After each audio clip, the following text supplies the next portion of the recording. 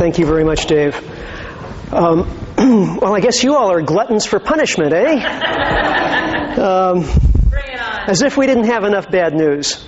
And by the way, if there's anybody here who just feels like they can't take another item of bad news, it's just too much for them this week, leave now, no hard feelings. It's fine. Totally understand. Feel the same way. And at the same time, I think it's extraordinarily important that we have an accurate picture of where we are so that, as worrisome as the situation may be, we can take actions that make sense and that actually have some effect given the context. In Power Down, I talk about a kind of perfect storm of global problems that we are facing now and will be facing over the next couple of decades. Global oil production peak is certainly one, and it's the one I'll be talking about most tonight because I think that is a problem that underlies a lot of others.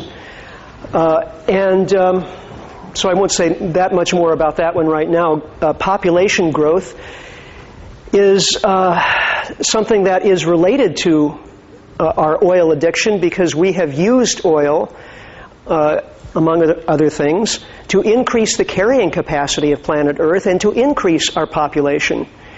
We've used oil for industrial agriculture to increase the human food supply. We also use oil for transportation to carry resources from where they're abundant to where they're scarce so that we can build cities in the middle of deserts where people shouldn't be living. We use oil to increase irrigation so that we can increase food production. I don't know if you've ever tried lifting pails of water and carrying them to crops on parched land. It takes a heck of a lot of human labor. Even if you have draft animals to do that, it's damned hard work. But we don't have to worry about that anymore. We have pumps that run on electricity, that run on coal and oil and natural gas. So we have increased the human population by over 500% in the last 150 years. We were at fewer than 1 billion in 1800 toward the beginning of the Industrial Revolution. We passed 6 billion in 1998 and 1999. I kind of remember 1999 hazily. It wasn't that long ago. We've added another 400 million people to the global population since then. And that's about equivalent to the population of North America. So we've added about North America's worth of people to the global population in the last 4 to 5 years. Unfortunately, we haven't added a North America's worth of new resources or support infrastructure. So population growth, even though the rate of growth is beginning to taper off, the actual numbers are still very worrisome. Given the fact that food production per capita is declining, and it has been for the past several years, there are a number of reasons for that. Among them is the fact that the amount of arable land is starting to decline. The amount of arable land had been increasing year after year for many years. We were adding to that figure by clearing forests and by irrigating more land, but that strategy has reached a point of diminishing returns, and in fact we're paving over farmland with roads and parking lots, and we're losing farmland to salinization of soils, erosion, and so on. So that's one factor leading to this problem of declining per capita food production. Then, of course, climate change, pollution, habitat destruction, loss of biodiversity. Something like a third of all amphibians threatened with extinction now. The oceans, ocean fisheries, virtually all threatened. And finally, unsustainable levels of U.S. debt. What does that have to do with any of the rest of these? Well, given the fact that all of these other problems are occurring more or less simultaneously and rebounding on each other, the fact that we're likely to have profound economic challenges over the next few years is important in and of itself, because we are likely not to have that much extra cash flowing around to devote to fixing these sorts of problems. So here's some bad news indeed. I'm going to talk more about the first element of that perfect storm, the global oil production peak, because by now many of us have heard about it, but it bears talking about nonetheless, because it's such a meta problem.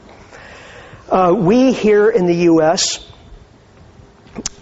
Should, of all people in the world, understand the importance of oil, because oil made this the world's richest and most powerful nation.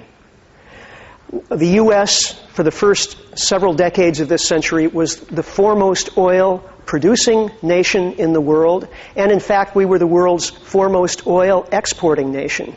We were the Saudi Arabia of 1890, 1910, 1940.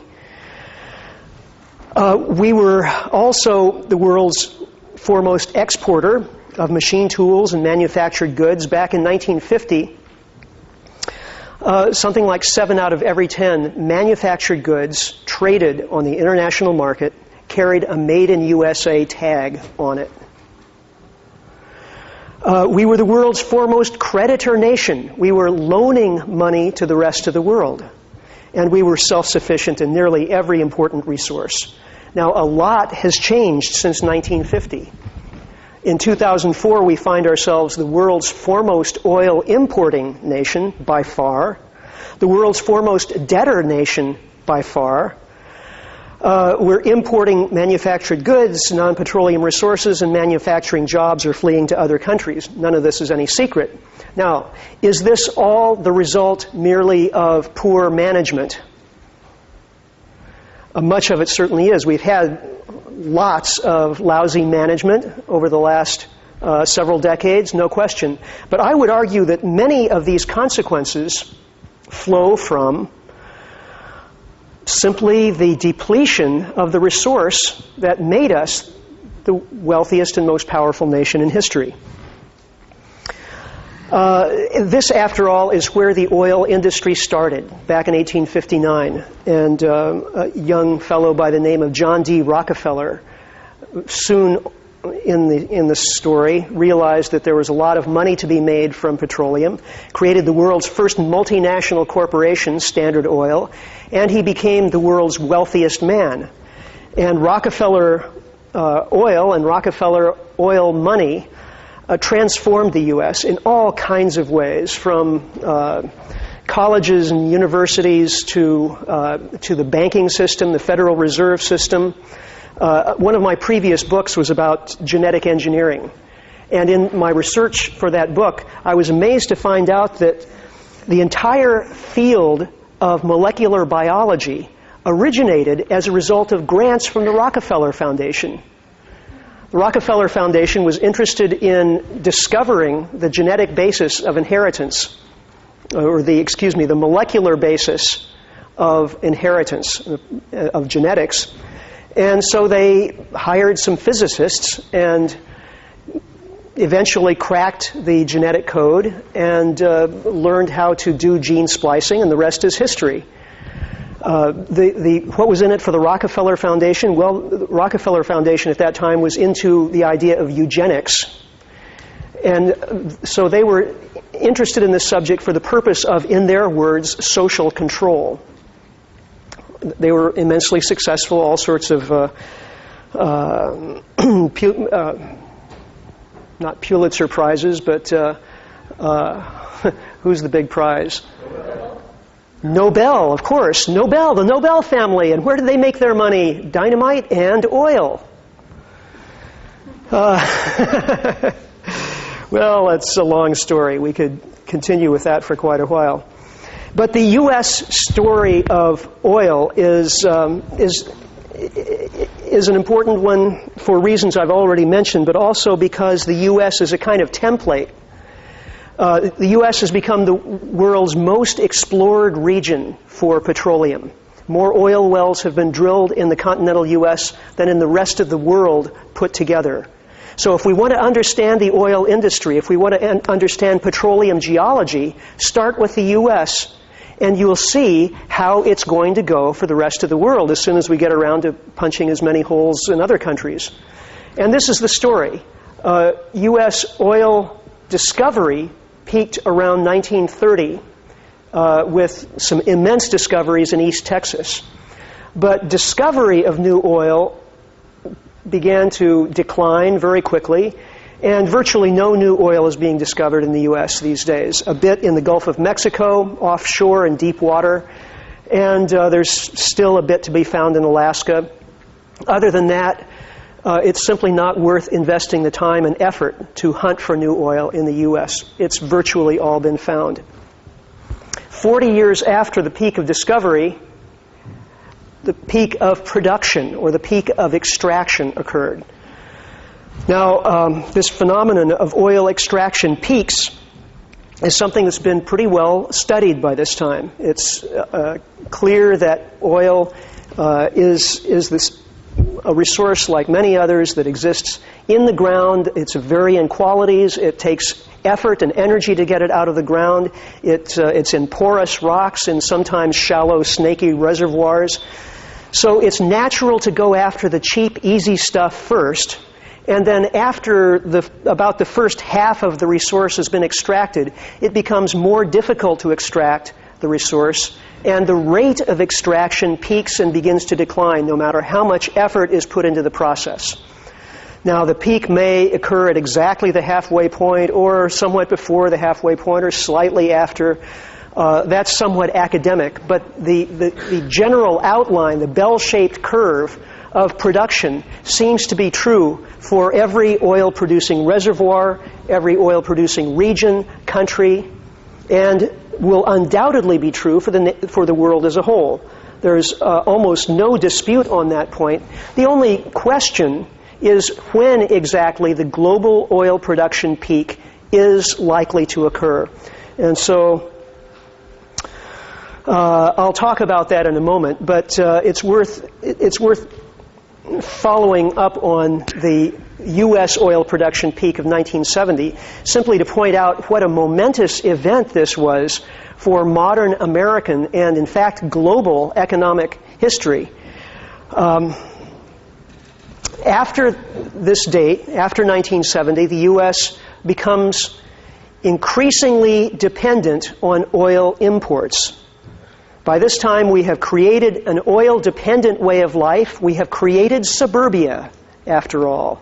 We have created a way of life that depends upon individual ownership of automobiles, that depends on plastics, that depends on agricultural chemicals, fertilizers, pesticides, herbicides, all made from oil and natural gas. So very soon after the U.S. oil production peak, the importance of that is driven home by the Arab oil embargo of 1973, and then by the fall of the Shah of Iran in 79 and the beginning of the war between Iran and Iraq. These two events, of 1973 and 79, caused oil prices to skyrocket by 400% in 73 and by another 200% in 79. The economic shock waves reverberated around the globe, and these two events caused the largest global economic catastrophe since the Great Depression. So we learned that oil could, in fact, be used as a weapon. The story of the 73 embargo is a complicated one, and it's been heavily simplified by the media, but nevertheless, it was an important time in oil